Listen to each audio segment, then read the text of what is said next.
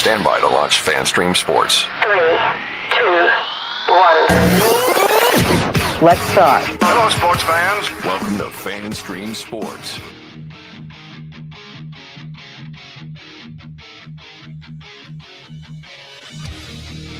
What is up, golf fans? Welcome into From the Rough right here on FanStream Sports, coming at you on a Monday. It is a recap Monday. And as you can see by the picture on the screen, if you are indeed watching the live version of From the Rough, as I shrink myself, make myself bigger. I don't know, which one of these do y'all like better on the video? I'm not sure. If you like the small screen like that, or do you like it when I go bigger like that? That's what she said. Anyway, however you like to watch your videos. I'm IndyCarTim, and as you can see from the screen here, I am solo today because Johnny is playing golf. He is in competition golf today. 36 holes of competition golf here on a Monday, if you can believe it. Good God, 36 holes in Springfield, Missouri in a section event for the PGA Midwest.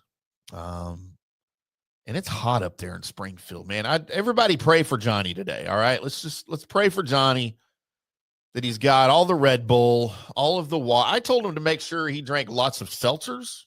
He is a big seltzer fan. Because why? Well, it's hot. You need to hydrate. You hydrate with water. There's water in seltzers. See? You just got to think. Think creatively about how to keep yourself hydrated when you are out playing golf. Of course, water. Nobody drinks water. Water's boring. Seltzers. There's water in seltzers. There's water in beer. Just hydrate the correct way. Like an adult, don't hydrate like a 12-year-old. Hydrate correctly with the seltzers. 36 holes, man, in the heat of Springfield, Missouri in the PGA Midwest sectional event. Pray for Johnny, y'all. That's all we're going to say. Just pray. Pray for Johnny. Big weekend in golf here as the 3M Open came down to a Sunday. Kitayama punctuated his dominant weekend with a second career victory, grabbing the 3M Open win up in the Twin Cities. It is his first win since 2023. He goes low with a 65 on Sunday, and good God, his weekend was just nuts. Talk about a well-deserved come-from-behind win. Kurt, he made the cut by just one stroke after Friday's round. Things not looking good for Kurt. But look, this is why we tell you, and really golfers, their mentality going into Friday is, look, if I can just make the cut, I might have a shot. This is your case in point right here. Kurt Kitayama makes the cut by one stroke on Friday.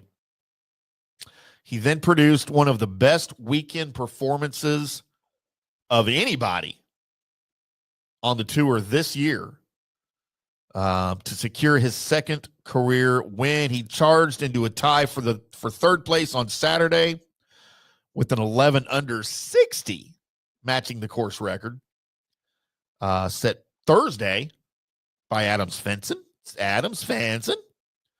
He then backed it up with a final round 65 to pull away from everybody in Minnesota. The win jumps him from 110th to 53rd in the FedEx Cup standings. He locks in a spot in the first playoff event at the St. Jude Classic and gives himself a great chance, really, of pushing into the top 50 that will qualify him for the BMW Championship and also secure himself a spot in all 8 signature events next season. And what do we say, boys and girls, about the signature events? Assuming we still have signature events in 2026. And again, let's all hold hands along with our silent prayer for Johnny. Let's all pray and pray hard that we don't have signature events in 2026. I know it's going to happen, but nobody wants that crap. We're all sick of that, right? Don't come at me if you're not. Everyone else If you are saying you are not sick of signature events, you are the only one. So you are the outlier, because nobody that loves golf, that loves the PGA Tour, like me, nobody wants signature events in 2026. It's bad for the game. It's not fun to watch on TV. It's never fun to split your league in half for an event. It's the most ridiculous and asinine premise I have ever heard of in my life, and it has to stop. It has to go away. There. That's the end of my signature event rant. Kurt Kitayama immediately picked up where he left off after his sensational Saturday. He scored a birdie on his first 3 holes of the day, including maybe stealing at least one shot, maybe 2, when he chipped in from the short side rough and had it drop in the hole. We've got this for you guys. Let's see how that looked and sounded. Chin high. Oh, that's the wrong one, obviously, because that's not a chip in. We want to go here for the chip in. Another man in that right rough. This one's downhill lie on top of everything else. Oh, come on. You got to be kidding me. Kitayama with another birdie. That is a second straight day of birdie, birdie, birdie to begin his round, and suddenly he has a 2-shot lead. Yeah, suddenly he had a 2-shot lead, and he never looked back. And that shot, it didn't even look like he hit the ball cleanly. It did not look like a good shot, but it was all he needed. It was all he needed for that chip in, and he was well on his way. He added 2 more birdies on numbers 5 and 6. That gave him a 3-shot lead over the field that he never, ever, ever looked back on. For the second consecutive day, Kurt Kitayama broke 30 on the front 9, this time with a 6 under 30. And while he would finally drop a shot on the 11th, that was it. That was his lone blemish of the entire day, was on 11. It was another sensational ball striking round from Kurt Kitayama, who gained nearly 10 strokes on the field with his approach, as he hit an outrageous 6 different approach shots to within 6 feet on his round. That took away any stress that he might have had on the greens, and it might have taken away any thoughts that anybody had of getting anywhere close to him on the leaderboard, because it was not to be. But maybe Kurt's best shot of the day came on the par 4 14th, when he drove it into the fairway bunker off the tee while holding a 2-shot lead. And all he did was not panic. All he did was hit the shot of the day, in my opinion. And you got a little sneak preview of it a minute ago, but here you go. He likes the look of this. Oh, does he ever? To within about 2.5 feet. The day now for Kurt Kitayama. Look at that. Just incredible. Thanks to CBS Sports for both of those footage on both of those shots. But yeah, Kurt Kitayama could do no wrong over the weekend. And what does it do? It puts him where we just talked about at the beginning of the show. He did have to deal with a little bit of that stress with the putter on the par 3 17th. He dropped his second shot of the day with a 3-putt bogey from 65 feet to fall back to 23 under.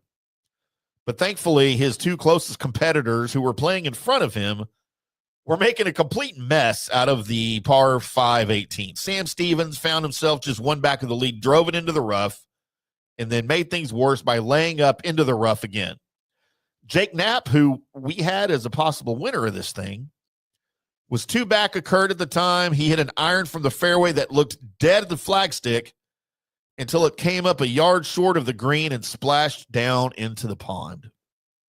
Just not enough on that approach shot from Jake, or this podcast could be talking about something completely different. Might have had a playoff. Knapp might have caught Kitayama, especially as we saw Kurt dropped that shot on the 17th. So you never know what would have happened, but just a foot, 2 feet short for Jake Knapp on that shot, and it just wasn't to be. Stevens found the rough for the third time with his approach, and while he gave it a run at the hole, he had to settle for par, giving Kitayama another chance to breathe and close out a win with a par of his own. He made it interesting, firing his second into the right greenside bunker. He left himself a bunker shot off a downslope towards the water for his third, but he got that out solidly with 17 feet and 2 putts necessary to close out the win. Kitayama is back in the winner's circle for the first time in 2 years. The PGA victory, his second PGA victory, turns around what's been kind of a hard year for him on the tour. He had just 2 top 10s coming into this week, but one sensational weekend later, the 32-year-old turned a season of struggle into one with a lot more promise. He's now into the playoffs. He secured his spot for the first playoff tournament we've got coming up. He could make it into the BMW with another solid performance. He's at 53 right now. You got to be inside the top 50 to qualify for the BMW. He's already into the St. Jude. And just, I mean, look what just one, really 2 great days of golf in the right spot of your season can do for you to get you into the playoff and to get you to keep playing golf here as we close out July, as we're going to close out, or we'll bring August into it here. But great day for Kitayama. Great 4 days of golf, I thought. You know, the 3M Open, meh. Like, who cares, right? Other than where it is on the calendar and what it means for the playoffs. But I thought just an incredible 4 days of golf here for a lot of guys. No winners on Johnny's card, no winners on my card. We're going to get into those a little bit later. We do have Johnny, before he teed off early this morning in Springfield, Missouri, at the sectional event up there, was kind enough to throw us a video to talk about his card, by the way, 4-0 in matchups this weekend. I hope you guys are following along with the matchups like you are with the picks, because that's really where the money's been made this year. But Johnny will join us via the miracle of recorded video towards the end of the show in our normal recap spot here for you. But I thought it was appropriate now we take a quick break. We will come back on the other side. We will talk about some of the other guys. I will give my weekly grades for everybody, how I thought they ended up and how I thought they played and the grade they deserve. If you disagree, that's great. Give anybody whatever the hell grade you want. I don't really care. These are my grades. I do whatever I want. We're brought to you, as always, by Orion Golf Management Solutions. Head over to oriongolf.com and take a look. If you own or manage a golf facility, whether it's a driving range, a country club, a municipal course, literally anything having to do with golf, Orion Golf Management Solutions can help you, whether they can help you manage staffing, events, F&B, catering, apparel, pro shop, whatever. They can help you with that, either doing it all for you or just helping you along the way. OrionGolf.com. Head over there and let them know that Tim sent you from the rough on FanStream Sports. Back after what? Back after this. Today's show is brought to you by Tom's Town, a premier craft distillery based in Kansas City, Missouri. Discover their award-winning lineup, including double oaked bourbon, botanical gin, and double grain vodka. Named the best craft vodka by the readers of USA Today. Available for online delivery in 40 states. Visit toms-town.com or their Kansas City distillery to explore more. Elevate your game with Tom's Town, where history meets innovation. Please enjoy responsibly. Hi, golfers. IndyCar Tim here. I want to talk to you a little bit about Golf Central Magazine. It's not just a golf magazine. It's the magazine for everything. Turf, travel, philanthropy, and lifestyle. Head over to golfcentralmag.com and check out the latest issue. Some of the regular features in Golf Central Magazine: the Golf Bachelorette of the Month, the Golf Bachelor of the Month, the Golf Cart Girl of the Month, Golf History, Grip It and Sip It. So head over to golfcentralmag.com. It's free. It's the magazine for everything: turf, travel, philanthropy, and lifestyle. Golf Central Magazine at golfcentralmag.com. We'll see you there. Hello, folks. Let's talk a little bit about turf life. And what is turf life? It's pretty much if your life involves turf in any way, shape, or form, you live the turf life. Go ahead and brand yourself with the turf life. Maybe a back window decal, maybe a hat. You know where you can get those kinds of things to showcase that your life revolves around sports and or anything that involves sports. If it's a sports business or sports education or just your enjoyment of the outdoors, head over to turflifeclub.com. Become a turf head. Join the club today. You can do that by going to that said website that I just told you to go to. You can snag your window decal like I was talking about, or any of your other turf life accessories. Show everybody that you live the turf life, and we'll see you there, over there at that turflifeclub.com. JP here for the Jeeves Law Group and my man Scott Jeeves. If you're going to hire an attorney, do you want some guy looking for a quick settlement and a quick buck, or do you want an attorney with some chops? Scott is a board-certified civil trial lawyer and a certified circuit court mediator. Been practicing in the Tampa Bay area for over 30 years. He is a peer-reviewed AV preeminent-rated civil trial lawyer. They just don't hand out those classifications. He's been the lead class action counsel on many complex consumer protection cases and has handled hundreds of serious personal injury cases. He's dedicated his career to protecting injured victims and is committed to vigorously representing you. We're local, we're trusted, and we get results. Personal injury and personal attention. Call for a free case evaluation. That's 888-9-JEEVES. That's 888-9-JEEVES. The Jeeves Law Group.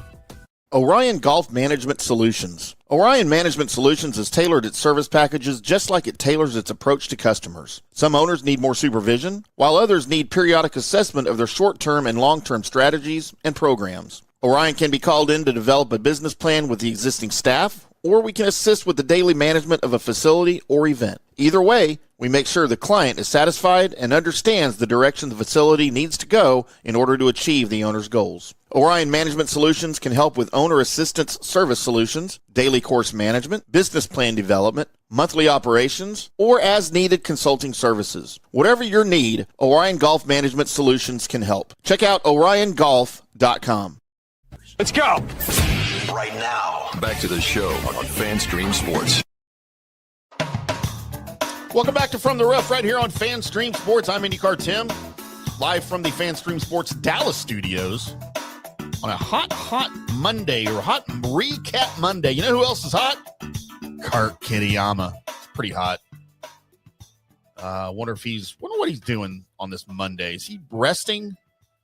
Because that's gotta just like that weekend performance just gotta drain you, right? Emotionally and physically. Like, I know when you're good at golf, you play less of it. Like, that's the thing, right? Because fewer strokes, obviously. But man, just a come from behind win like that after narrowly making the cut on Friday, that's got to drain a guy. He's probably resting today. I have to give him a text later on, see what he's doing. Should have brought him on the show, huh? That would have been great. Thought we would go over some of the also rans. Obviously, Kitayama gets an A+ for his performance, especially over the weekend with a 60 and a 65, tying the course record from Adam Svensson on Thursday. By the way, what happened to Adam Svensson? Sort of fizzled after that Thursday performance. But yeah, you know what? That's okay. It happens in golf. Get guys that start strong and fade, and then you got guys that don't start strong that end up winning the tournament with a magnificent weekend. Your second place finisher at 22 under, Sam Stevens. He closed out his final round with kind of a, kind of a flurry with 5 birdies on the back 9, but he's going to be kicking himself over walking off the 18th with a par. A birdie there would have tied him with Kurt and applied some real stress for Kitayama coming in. But even with that one-shot lead, Kitayama made it an adventure down the stretch. Still, Stevens continued a terrific season with his 9th top 25 finish and 3rd top 10, moving inside the top 30 to the FedEx Cup standings at number 27 to create an inside track to the Tour Championship, where he'll have to deal with the likes of Shooter McGavin and Happy Gilmore. Just kidding. Hope you guys watched that movie. I got to watch me some Happy Gilmore. Maybe we'll talk about that here in a minute. what your thoughts on the Happy Gilmore 2 sequel that was released, 3 days ago now. Hope you watched it. We'll get into that. For Sam Stevens, I gave him an A-. I thought he played really, really well, continuing a pretty good season for him. Thought he missed some opportunities, but other than that, an A-. T3 at 21 under, Johnny had him on his card as one of the potential winners. Again, we'll get into that in a little bit. But Jake Knapp kind of continues to really knock on the door for a second PGA Tour win, but his bogey on the 18th is going to sting him for a long time. Just like Stevens, there are some long-term silver linings to review, and he's now inside the top 50 of the FedEx Cup standings at number 47. If he can stay there over the next 2 weeks, he'll get to the BMW Championship and lock in a spot for all 8 signature events next season, which is a big deal for anybody playing on tour, unless, as we pray, there are no signature events in 2026. I'm just saying. I'm going to continue to throw that out there. But all in all, I thought Jake Knapp had a pretty good week. I gave him a B+. Maybe the hottest guy on tour right now, not named Scotty Scheffler. Finished T10 at 18 under. Chris Gotterup. I think Chris kind of ran out of gas after 3 straight weeks of just massively impressive golf. He did not have his A game on Sunday, and he was only able to go 2 under with a 69. But it's still his 3rd straight top 10 finish on tour. It moves him into 20th in the FedEx Cup standings, giving him a great chance at making it to East Lake by the end of August. He's making a late run at the right time to not only get himself into all the big events next year, but to give the United States Ryder Cup captain Keegan Bradley plenty to think about, as he's got some players that he needs to pick for a kind of an important thing here in September in a couple of weeks. So I gave Chris a B. Again, I think he just kind of ran out of gas, and that's expected. It's happened to Scotty. It's happened to Rory. It happened to Tiger back in the day. Eventually, you just run out of gas when you're playing so well for so long. It happens. A guy I thought I had high hopes for coming into the week. If you listen to the Wednesday preview, I spoke very highly of him. He finished T12 at 17 under. That is Wyndham Clark. It was another solid week for him as he tries to climb out of a big hole that he dug himself into with some early season struggles. And then, of course, some destroyed lockers at Oakmont. He's up to 48th in the FedEx Cup standings with his 3rd straight finish in the top 12 and seems to have found something in his swing that's working for him. He looks way more comfortable than he did just a few weeks ago. He's going to have to keep those good vibes rolling. He'll play next week at his namesake tournament, the Wyndham Championship, as he tries to claw his way into the Tour Championship somehow. I gave Wyndham a B- for the week. Again, I had higher hopes for him than a T12. Not that there's anything wrong with the T12. I just thought for sure a top 10 finish was in store for him, but it was not to be. Another guy I'm grading this week at 16 under, finished T14. Thorbjorn Olesen. The final pairing had a disastrous Sunday. And by the back 9, you didn't even know who was in the final pairing. It disappeared from TV coverage. Olesen was at the top of the leaderboard Friday and Saturday. His hopes of becoming the first Danish winner on the PGA Tour quickly fell by the wayside with a 73. Making matters worse, it slipped him all the way back to T14. It kept him outside of the top 100. And he'll have to work at the Wyndham next week to secure his status for 2026. I gave Thorbjorn a big D. I don't usually give Ds. Sometimes I go from a C to an F, but I thought Thorbjorn was worthy of a D, maybe even a D+ here.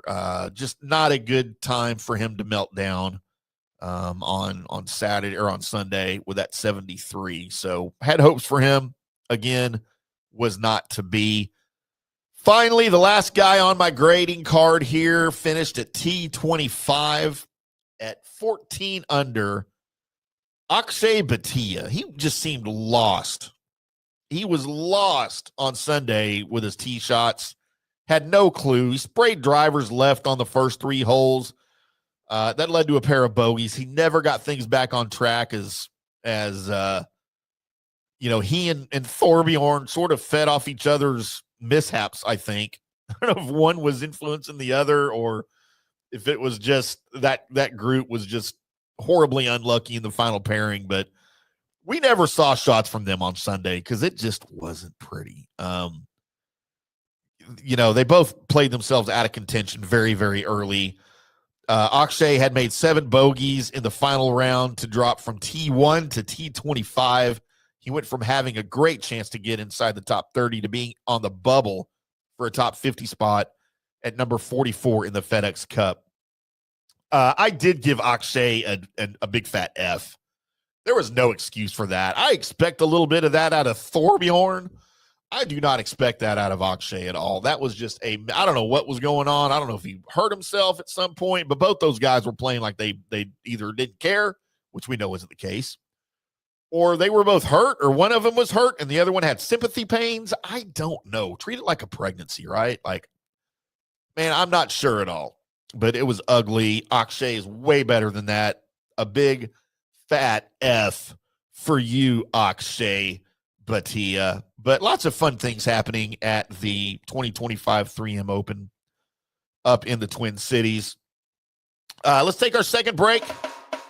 Come back and let's get into Johnny's card. Let's get into my dartboard picks. Neither one of them were very pretty, but as Johnny will tell you, his matchups were really, really pretty. Today's show is always brought to you by Tom's Town Distilling Company in Kansas City, Missouri. Head over to toms-town.com.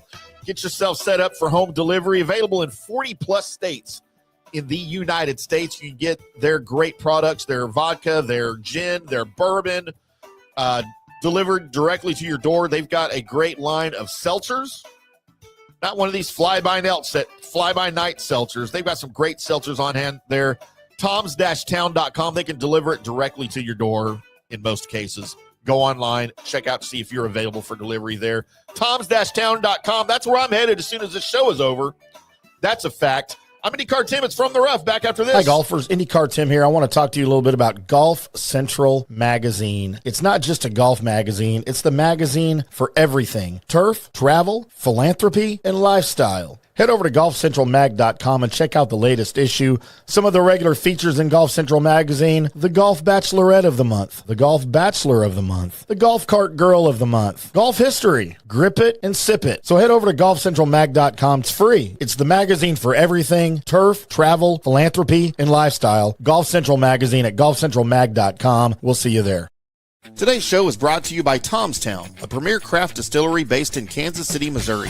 Discover their award-winning lineup, including double oaked bourbon, botanical gin, and double grain vodka. Named the best craft vodka by the readers of USA Today. Available for online delivery in 40 states. Visit toms-town.com or their Kansas City distillery to explore more.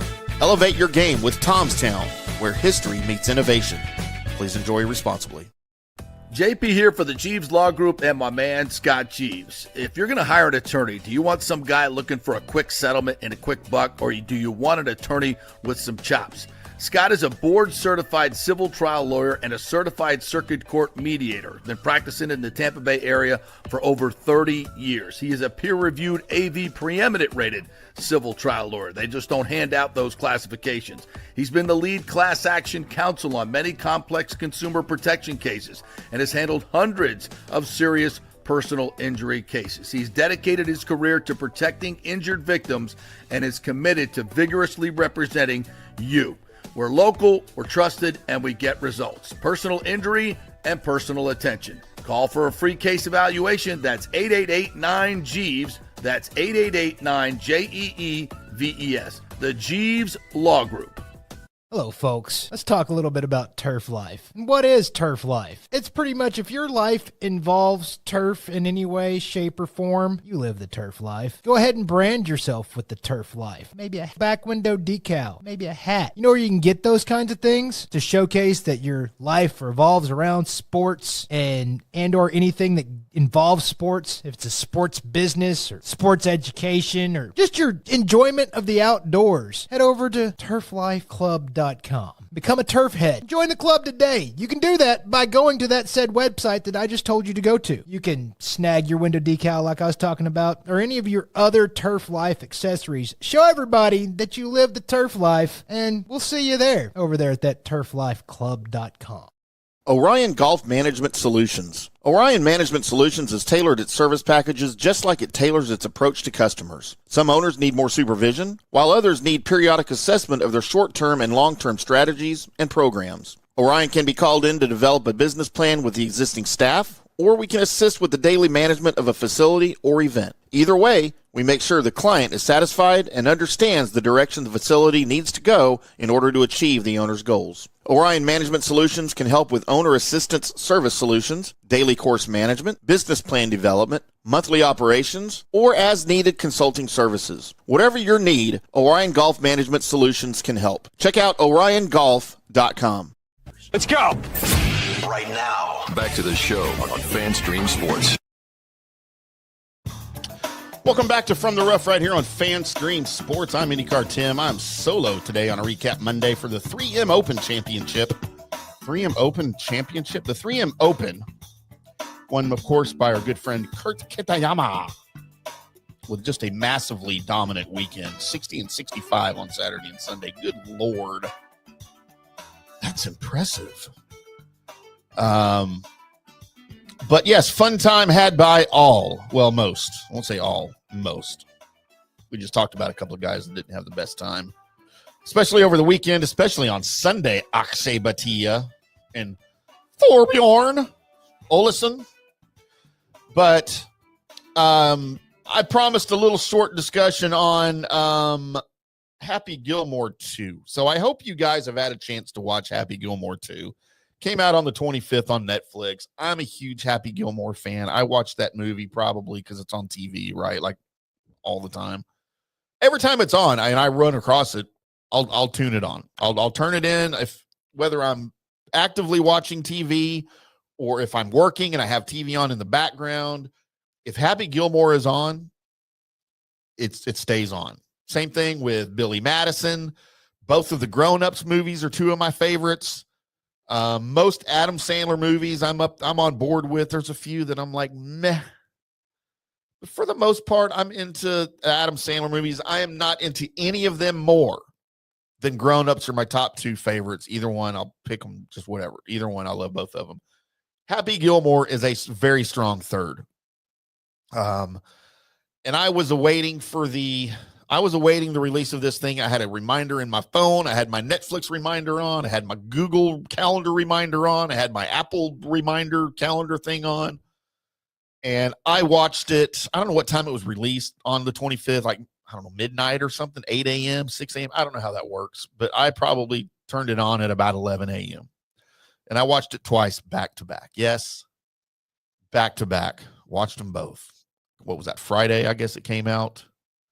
And yeah, watched it back to back 2 times. And I will tell you, I'm not going to give things away here in case you haven't seen it. I'm not going to give spoilers here. I just thought it was done very, very well. Corny? Well, of course there were some parts of it that were extremely corny. Was any of it believable? No, it's not supposed to be a realistic golf movie. The first one wasn't either. If you're going to look at it that way, you're going to hate it. So don't even bother. If that's what you thought of the first one, then I can't watch it because there's not realistic. They'd never be paired together. He'd never make the pro tour. Look, that's not what it was about. All right. It was just a stupid, dumb sports movie. And I thought the second one paid tribute to the first one in the proper ways. You had all of the return people from the first one that are still alive because there's not a bunch of them left that came back. And it was kind of heartbreaking to hear an interview that Adam Sandler did after the release about Carl Weathers, who, of course, played Chubbs, who recently passed. Well, recently, I don't know, has it been a year now or whatever? But apparently Carl Weathers was important in this thing even getting done. Carl Weathers was one of the people that wanted to do it, that talked Adam Sandler into wanting to do it, and was involved in the early development of it. Was supposed to have a really big role in it again. And of course, passed away I guess during pre-production, or I'm sure they hadn't started filming it yet by then, but could not be a part of it. They ended up replacing his character with the character that played his son, the guy that played his son, who just had a very, very bit part in it. But it just makes you wonder what this thing could have been with Carl Weathers involved as heavily as he was supposed to have been from the beginning. But I thought they paid tribute to the original one very, very well. And again, without giving away any of the secrets here, giving no spoilers, one of my favorite scenes was the graveyard scene. After you see it, you'll know what I mean. Where pretty much they paid tribute to every person that had been on the first movie that had passed away. And for some reason, all their characters were all buried in the same cemetery. It was really funny, including that old, the air conditioner lady from the nursing home that Happy Gilmore pushed out of the window that landed on that old lady at the nursing home. Yes, even she made an appearance kind of in the movie. But look, all in all, it was Happy Gilmore too. And it exceeded my expectations. Okay, you got to keep low expectations when you go into these things. And I thought it was great, man. I had no problem with it at all. Do I want to see another one? Probably not. And I'm sure he won't do a third. But and by the way, for those of you that haven't seen it, just be prepared, because about 3 minutes in, it gets super, super dark. Super dark. Unexpectedly dark. Like 3 minutes into the movie. So, but it ends up working out really, really well. Yes, and I might have shed a little sports tear at the end of it because it got a little bit emotional at the end.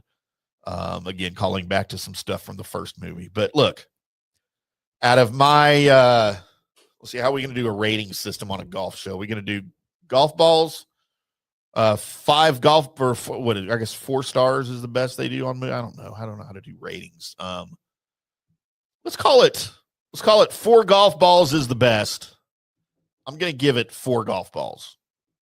If 5 is your best, I'll give it 5 golf balls. Like, again, it's based on your expectations, and it exceeded mine. Therefore, I have to give it the full rating, whatever your rating system is. Did not disappoint at all. Like, I thought it was great, including their little made-up history of Happy Gilmore after the end of the first movie and his career on the Pro Tour and everything, and just like some of the awards and accolades that he got. By the way, PGA Tour players and a couple of live guys, full participants in the movie. A lot of big-name golfers in this, but guys like Rory, Bryson, Brooks, Scotty, especially. I thought Scotty Scheffler in this movie was amazing. I mean, incredibly amazing.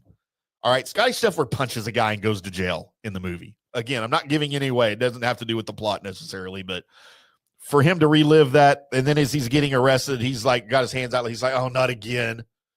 I just thought that was incredibly tremendous of Scotty Scheffler to make fun of himself in the arrest from last year. I just thought it was great, man. Again, I loved all of it. I thought it was great. You guys let me know what you thought of Happy Gilmore 2. At IndyCarTim across social media. If you're watching the video here on our YouTube channel, just leave me a comment underneath the video. Let me know what you thought of Happy Gilmore 2. Again, I thought it was great. Could not be happier with it. Exceeded expectations.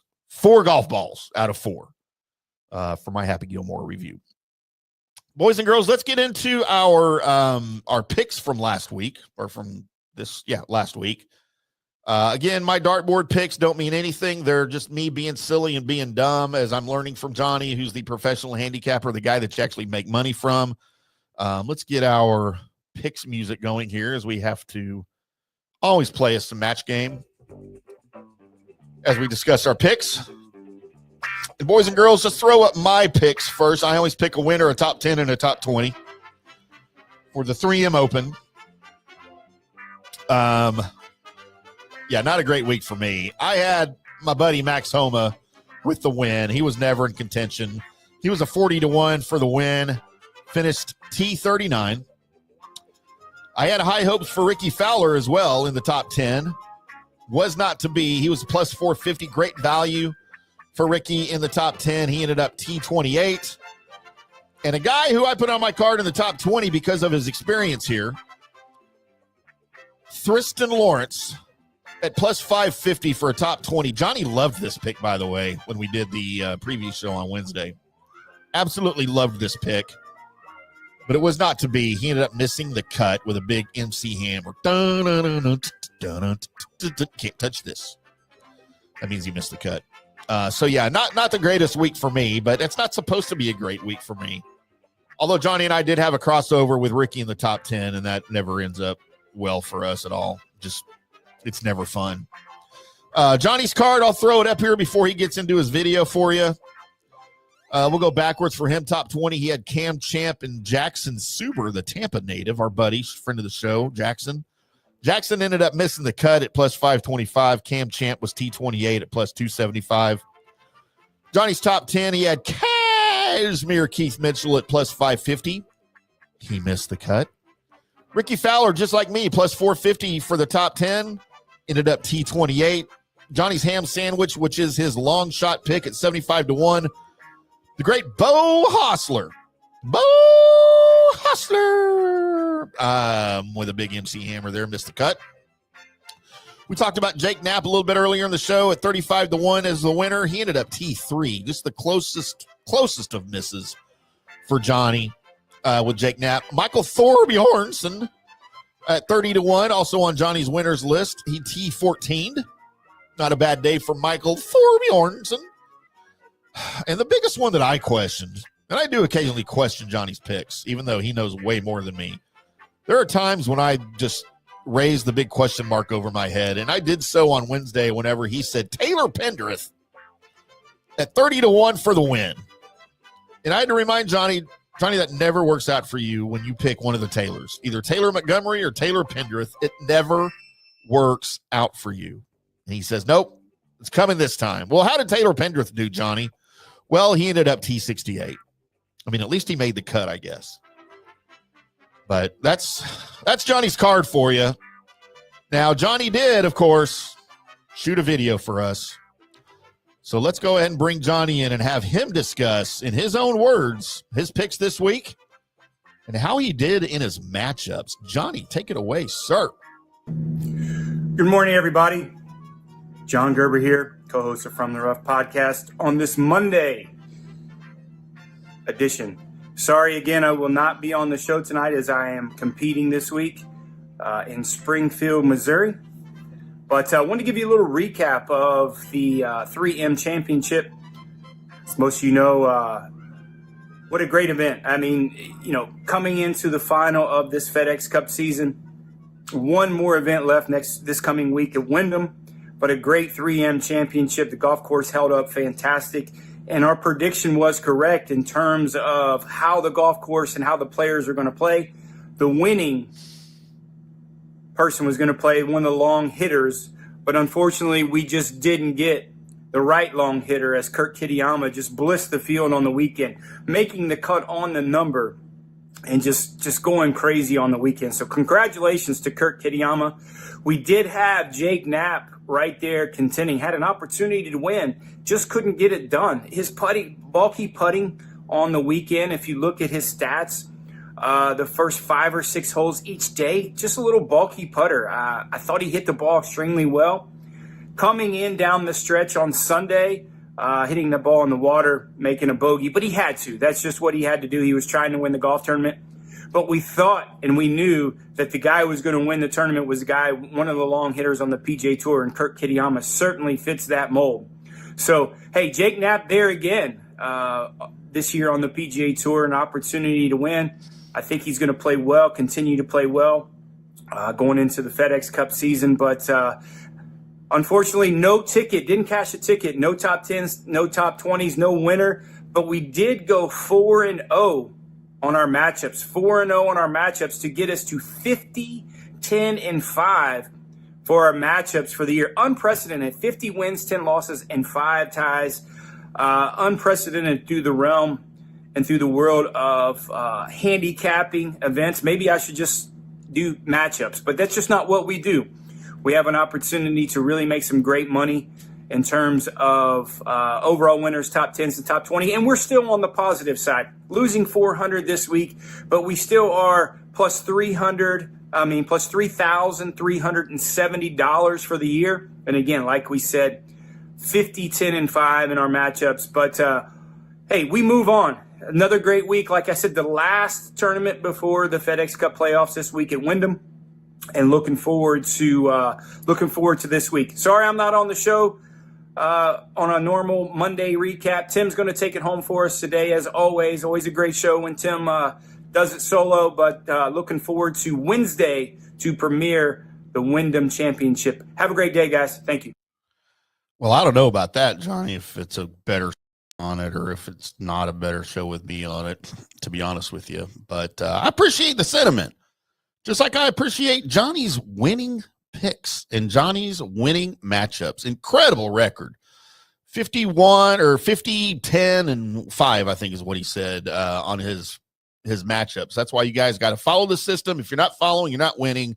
You got to play every week, regardless of it's $1, $5, $10, $100, $1,000 a bet. You have to play the system each and every week for it to work. Johnny's up 3,000 something units for the year. It's not one of his better years, but it's still in the plus. It's still in the positive, and his matchups have been phenomenal this season at 50, I believe 50, 10, and 5 is what he said he was. So you got to follow along, got to play the system. Johnny will have more of his picks as we preview the Wyndham, not the Wyndham Clark, the Wyndham Championship from Sedgefield Country Club in Greensboro, North Carolina. Your previous winner was Aaron Rye. He will be hoping to defend that title with that $8.2 million purse and 500 FedEx Cup points on the line up there in Greensboro. Johnny and I will be back on Wednesday to preview that with you, as well as Johnny's winning picks, some of the storylines, best bets going into the week, and I don't know, maybe some more Happy Gilmore talk. You guys make sure you go see or tune in. I guess you don't go see it because it's on Netflix.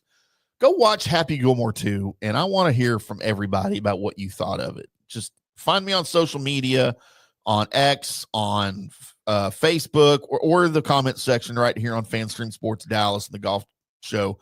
Let me know what you thought about Happy Gilmore 2, because I thought it was awesome. Awesome. If you disagree, you're wrong. That's okay. Hey, we can't all be right like me each and every week. I am IndyCarTim. That's going to do it for us on From the Rough right now. Again, Johnny and I will be back on Wednesday to preview the Wyndham and talk some Happy Gilmore. Appreciate you guys tuning in. Special thanks to Orion Golf, Tomstown, Golf Central Magazine, and Turf Life at turflifeclub.com. We'll be back with more golf talk and more nonsensical idiocracy on From the Rough on Wednesday right here on FanStream Sports. Until then, boys and girls, y'all keep hitting them straight.